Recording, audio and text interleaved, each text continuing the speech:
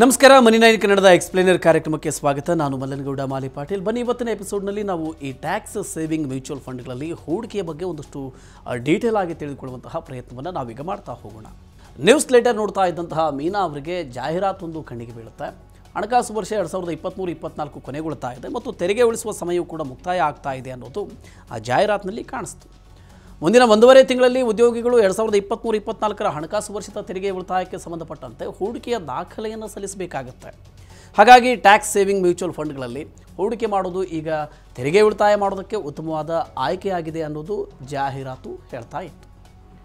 ಈ news letter ಓದಿದ ನಂತರ ಮೀನಾ ಈ mutual fund, equity linked saving scheme ಅಂದರೆ ELSS ಬಗ್ಗೆ ತಿಳಿದುಕೊಳ್ಳೋದಕ್ಕೆ ತಮ್ಮ ಆರ್ಥಿಕ ಸಲಹೆಗಾರನ ಭೇಟಿ ಮಾಡ್ತಾರೆ. ಇದು ತೆರಿಗೆಗಳನ್ನು ಉಳಿಸೋದಲ್ಲದೆ ಉತ್ತಮವಾದ ಆದಾಯವನ್ನು ಕೂಡ ನೀಡುತ್ತೆ. ನೀವು ಕೂಡ ELSSನಲ್ಲಿ ಹೂಡಿಕೆ ಮಾಡೋದಕ್ಕೆ ಯೋಜಿಸ್ತಾ ಇದ್ದರೆ ಮೀನಾ ಅವರಂತೆ ಇಕ್ವಿಟಿ ಲಿಂಕ್ಡ್ ಸೇವಿಂಗ್ಸ್ ಸ್ಕೀಮ್ ಆಯ್ಕೆಯನ್ನು ಮಾಡಿಕೊಳ್ಳೋದಕ್ಕೆ ಮುಂದಾಗಿದ್ದರೆ, ಹಾಗಿದ್ರೆ ಈ ELSS ಅಂದರೆ ಏನು ಅನ್ನೋದನ್ನು ನಾವೀಗ ತಿಳಿದುಕೊಳ್ಬೇಕಾಗತ್ತೆ. ನೋಡಿ, ಮನಿ ನೈನ್ ಪರ್ಸನಲ್ ಫೈನಾನ್ಸ್ ಸಮೀಕ್ಷೆ ಏನು ಹೇಳುತ್ತೆ ಅನ್ನೋದನ್ನು ನೋಡಬೇಕಾಗತ್ತೆ. ದೇಶದಲ್ಲಿ ಎಷ್ಟು ಕುಟುಂಬಗಳು ಹೂಡಿಕೆಯನ್ನು ಮಾಡ್ತವೆ ಮತ್ತು ಎಷ್ಟು ಕುಟುಂಬಗಳು ತಮ್ಮ ಹಣವನ್ನು ಮ್ಯೂಚುವಲ್ ಫಂಡ್ಗಳಲ್ಲಿ ಇರಿಸ್ತವೆ ಅನ್ನೋದನ್ನು ಸಮೀಕ್ಷೆ ತಿಳಿಸಿದೆ. ದೇಶದ ಅತಿದೊಡ್ಡ ಪರ್ಸನಲ್ ಫೈನಾನ್ಸ್ ಸಮೀಕ್ಷೆ ಪ್ರಕಾರ 2023ರಲ್ಲಿ 24% ಭಾರತೀಯ ಕುಟುಂಬಗಳು ಹೂಡಿಕೆಯನ್ನು ಮಾಡಿದರೆ 76% ಕುಟುಂಬಗಳು ಹೂಡಿಕೆಯಿಂದ ದೂರ ಉಳಿದಿವೆ. ಹೂಡಿಕೆ ಮಾಡುವ ಕುಟುಂಬಗಳಲ್ಲಿ 10% ಮ್ಯೂಚುವಲ್ ಫಂಡ್ಗಳಲ್ಲಿ ಹೂಡಿಕೆ ಮಾಡ್ತಾ ಬಂದಿವೆ.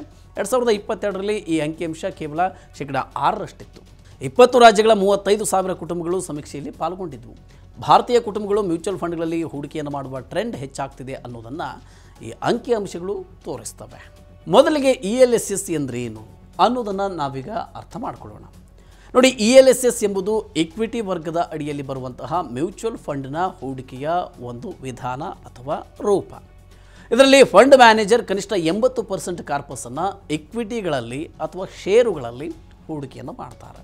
ಸಾರ್ವಜನಿಕ ಭವಿಷ್ಯ ನಿಧಿ ಅಂದರೆ PPF, ತೆರಿಗೆ ಉಳಿತಾಯದ FD ಮತ್ತು ರಾಷ್ಟ್ರೀಯ ಉಳಿತಾಯ ಪ್ರಮಾಣ ಪತ್ರ ಅಂದರೆ NSCಗೆ ಹೋಲಿಸಿದರೆ ELSS ಕಡಿಮೆ ಲಾಕಿನ್ ಅವಧಿಯನ್ನು ಹೊಂದಿದೆ. PPF 15 ವರ್ಷಗಳ ಲಾಕಿನ್ ಅವಧಿಯನ್ನು ಹೊಂದಿದೆ. ಟ್ಯಾಕ್ಸ್ ಸೇವಿಂಗ್ FD NSC 5 ವರ್ಷಗಳ ಲಾಕಿನ್ ಅವಧಿಯನ್ನು ಹೊಂದಿದೆ. ಆದರೆ ELSS ಕೇವಲ 3 ವರ್ಷಗಳ ಲಾಕಿನ್ ಪೀರಿಯಡನ್ನು ಹೊಂದಿದೆ. ELSS ಫಂಡ್ಗಳು ಇತರ ತೆರಿಗೆ ಉಳಿತಾಯ ಆಯ್ಕೆಗಳಿಗೆ ಹೋಲಿಸಿದರೆ ಉತ್ತಮವಾದ ರಿಟರ್ನ್ಸನ್ನು ಕೂಡ ತಂದು ಕೊಡ್ತಿವೆ. ಡೈವರ್ಸಿಫಿಕೇಷನ್ ಮೂಲಕ ಅಂದರೆ ವಿವಿಧ ಸೆಕ್ಟರ್ಗಳ ಮೇಲೆ ಹೂಡಿಕೆಯನ್ನು ಮಾಡೋದ್ರಿಂದ ಈ ಲಾಭ ಬರ್ತಾ ಇದೆ. ELSSನಲ್ಲಿ ಹೂಡಿಕೆ ಮಾಡುವ ಮೂಲಕ ಒಂದು ಆರ್ಥಿಕ ವರ್ಷದಲ್ಲಿ 1.5 ಲಕ್ಷ ರೂಪಾಯಿಗಳವರೆಗೆ ಕಡಿತವನ್ನು ಪಡೆಯಬಹುದು. ಆದಾಯ ತೆರಿಗೆ ಕಾಯ್ದೆಯ ಸೆಕ್ಷನ್ 80C ಅಡಿಯಲ್ಲಿ ಈ ಲಾಭ ನಿಮಗೆ ಸಿಗುತ್ತೆ.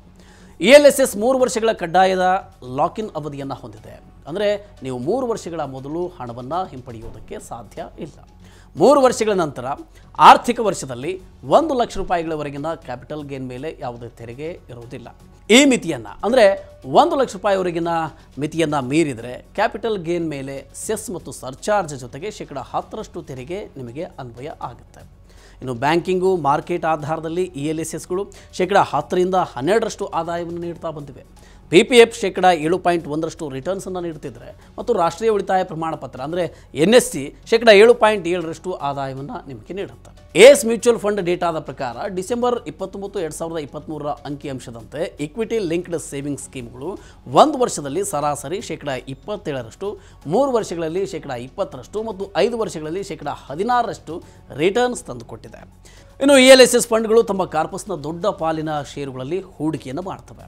ಇದರ ಪರಿಣಾಮ ಅದರ ನೆಟ್ ಅಸೆಟ್ ವ್ಯಾಲ್ಯೂ ಅಂದರೆ NAV ಮೇಲೆ ಆಗುತ್ತೆ. ಮಾರುಕಟ್ಟೆಯ ಪರಿಸ್ಥಿತಿಗಳು, ಕಂಪನಿಯ ಪರ್ಫಾರ್ಮೆನ್ಸು, ಗ್ಲೋಬಲ್ ಇವೆಂಟ್ಸ್ ಮತ್ತು ಹೂಡಿಕೆದಾರರ ಭಾವನೆಗಳು ಕೂಡ ಇಕ್ವಿಟಿ ಹೂಡಿಕೆಯ ಮೇಲೆ ಪರಿಣಾಮವನ್ನು ಬೀರುತ್ತೆ. ಇನ್ನು ELSSನ ನೆಟ್ ಅಸೆಟ್ ವ್ಯಾಲ್ಯೂ ಮಾರುಕಟ್ಟೆಯ ಏರಿಳಿತಗಳಿಂದ ಪ್ರಭಾವಿತವಾಗಿರುತ್ತೆ ಕೂಡ.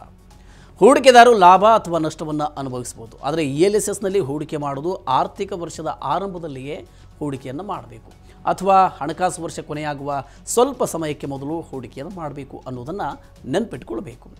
ಸಿಸ್ಟಮ್ಯಾಟಿಕ್ ಇನ್ವೆಸ್ಟ್ಮೆಂಟ್ ಪ್ಲ್ಯಾನ್ ಅಂದರೆ SIP ಅಥವಾ ಮಾರ್ಕೆಟ್ ಇಳಿಕೆಯ ಲಾಭವನ್ನು ಪಡೆಯುವ ಮುಖೇನ ವರ್ಷವಿಡಿಯೂ ಕೂಡ ELSSನಲ್ಲಿ ಹೂಡಿಕೆಯನ್ನು ಮಾಡಬಹುದು. ಹೀಗಂತ ಹಣಕಾಸು ತಜ್ಞರು ಶಿಫಾರಸನ್ನು ಮಾಡ್ತಾರೆ. ಇನ್ನು ಹೂಡಿಕೆದಾರರು SIP ಅಥವಾ ಲಂಸಮ್ ಮೂಲಕ ELSSನಲ್ಲಿ ಹೂಡಿಕೆಯನ್ನು ಮಾಡೋದಕ್ಕೆ ಅವಕಾಶವಿದೆ. ಹೂಡಿಕೆಯನ್ನು ಆರ್ಥಿಕ ವರ್ಷದ ಆರಂಭದಲ್ಲಿ ಪ್ರಾರಂಭಿಸುವ ಬದಲು ಕೊನೆಯಲ್ಲಿ ಪ್ರಾರಂಭಿಸುವುದಕ್ಕೆ ಸಲಹೆಯನ್ನು ನೀಡ್ತಾರೆ. ಉಳಿತಾಯದ ಮೂಲಕ ತೆರಿಗೆ ಲಾಭವನ್ನು ಪಡೆದುಕೊಳ್ಳಬೇಕೆಂದರೂ ರಿಟರ್ನ್ಸ್ ಆನ್ ಇನ್ವೆಸ್ಟ್ಮೆಂಟ್ ಸಹ ಮುಖ್ಯ ಆಗುತ್ತೆ. ತೆರಿಗೆ ಉಳಿತಾಯ ಸಹ ನಿಮ್ಮ ಫಿನಾನ್ಷಿಯಲ್ ಪ್ಲಾನಿಂಗ್ನ ಒಂದು ಭಾಗವೇ ಆಗಿರೋದ್ರಿಂದ ಪ್ರತಿ ಸಾರಿಯೂ ಕೂಡ ಎಚ್ಚರಿಕೆಯ ಹೆಜ್ಜೆಯನ್ನು ನೀವಿಲ್ಲಿ ಇಡಬೇಕಾಗುತ್ತೆ. ಓಕೆ, ಈ ರೀತಿಯ ಇನ್ನಷ್ಟು ಮಾಹಿತಿ ಮತ್ತು ಪರ್ಸನಲ್ ಫಿನಾನ್ಸ್ ವಿಚಾರಗಳಿಗೆ ಡೌನ್ಲೋಡ್ ಮಾಡಿ Money9 ಕನ್ನಡ ಆ್ಯಪ್ ಹಾಗೂ ಯೂಟ್ಯೂಬ್ನಲ್ಲಿಯೂ ಸಬ್ಸ್ಕ್ರೈಬ್ ಆಗಿ, ಲೈಕ್ ಮಾಡಿ, ಶೇರ್ ಮಾಡಿ. Thank you.